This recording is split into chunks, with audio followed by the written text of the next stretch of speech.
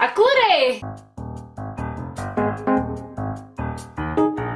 Misy zavatra anankiray kozanana aminareo androana atao anatin'ity vidéo ity. Zavatra anankiray tsy dia hitondra fivoarana ngeza be ho an'i Madagasikara tsy akory kanefa mino zato isan-jato fa misokatra masom-panahintsika. Efa melabelanakevitra ho resantsika androana dia resaka mikasika ireny hoe ex reny. Mety izay hoe vato taloha na sipa taloha na ihany koa hoe olontiana taloha tsotra fotsiny. Eo amin'ilay hoe taloha indrindra no anombohantsika n'ity fanadihadiana anankiray ity. Ny dikany hoe taloha dia toe-javatra anankiray efa nandalo tao amin'ny fiainanao. Tenenana tsotra zany dia zany hoe zavatra efa lasa. Ka raha efa lasa izy dia mazava ho azy fa zavatra tsy mitoetra tsony. Tsetra le hoe izy tsy mitoetra tsony zany hoe efa dify. Ka raha izy efa dify dia tsy eo anilanao tsony izy. Tsy hitanao tsony zany izy ny dikan'izay. Inona moa zany zavatra tsy hita maso. Avy mitendra zany ianao dia rivotra avy hatrany no tonga ao an-tsainao. Azo lazaina hoe zany hoe toy ny rivotra ireny ex reny. Dia haiko tsara zavatra ho tenenin'ny ex amin'izay fotoana izay.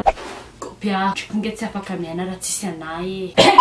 Tsy hany mihitsy ilay zavatra tiako atongavana. Anatsosorana anazy zany hoe ianao io raha taloha mila rivotra kanefa ny rivotra rehefa diso miditra ao anatinao loatra misy fotoana ianao marary kibo marary ny any anatinao rehetrarehetrany. Tsotra be vahaolana mila esorina ao anatin'ny vatanao io rivotra anankiray io. Dia kopy ianao hoe aiza ho aiza izy ny tena tsara avoaka. Inona moa zany rivotra avoaka amin'ny vatanao zany any amin'ilay tapany ambany. Tsotra be fomba ilazana anazy etotra izy izay. Inona ka raha fombafomba rehetrarehetra afantarana ny hery masiso mantsina maina ny azo ipangona tokana ty famelabelaran-kevitra ity zany dia tsotra be fotsiny ny ex dia toy ny etotra.